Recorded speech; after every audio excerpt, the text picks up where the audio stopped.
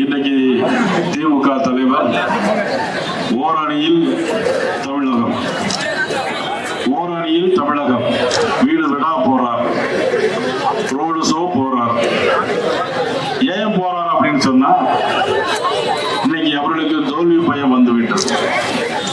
அமித்ஷா அவர்கள் என்னைக்கு மதுரைக்கு வந்து மீண்டும் ஒரு கூட்டணியை கடந்த 8ஆம் தேதி ஒரு பெரிய மாநாடு போல ஒரு கூட்டத்தை நடத்திவிட்டு சென்று விட்டாரோ, அமித்ஷா டெல்லியிலிருந்து பிளைட் தமிழ்நாட்டுக்கு ஏறுகிறார்னு சொன்னாலே ஒரு நடுக்கம் இருக்கு திமுக காரங்களுக்கு. ஓரணியில் தமிழ்நாடு யார் செய்யறாங்க? நம்மளுடைய முதலமைச்சர். முதலமைச்சருக்கு வேற வேலையே இல்லை. ஏன் வேலை இல்லை அப்படின்னா இன்னைக்கு ஓரணியில் காவல் நிலையங்களில் மரணங்கள் லாக்அப், ஓரணியில் காவல் நிலையங்கள் லாக்அப். இன்னைக்கு ஓரணியில் தமிழகம், ஓரணியில் கள்ளச்சாராயம் விற்று கொண்டு இருக்கிறார்.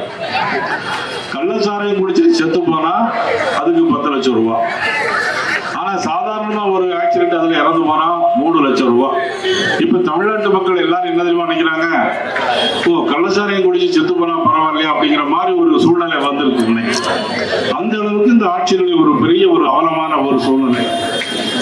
நமது பேராசிரியர் பேசும்போது சொன்னார்கள், தமிழ்நாட்டில் தேசிய ஜனநாயக கூட்டணியை தவிர இன்னைக்கு தட்டி கேட்கின்ற வேற எந்த தவறையும் தட்டி கேட்கின்ற இடத்தில் யாரும் இல்லை.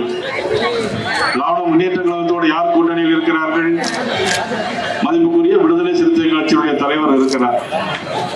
வேங்கவேல் பிரச்சனை என்ன என்று இதுவரையிலும் கேட்டது கிடையாது. வேங்கவேல் பிரச்சனை அப்படி நடந்ததா என்று கூட சந்தேகம் வந்திருக்கும் அவருக்கு. ஆனால் அந்த கட்சியினுடைய தலைவராக இருக்கிறார். ஆனால் கம்யூனிஸ்ட் கட்சி மட்டும் பரவாயில்ல, ஒருத்தர் உடைய சத்தம் போட்டிருக்கிறார், சட்டம் ஒழுங்கு சரியில்லைன்னு சொல்லிட்டு இடது கம்யூனிஸ்ட் முத்தரசன் அவர்கள் வந்து கேட்கிறார்கள்.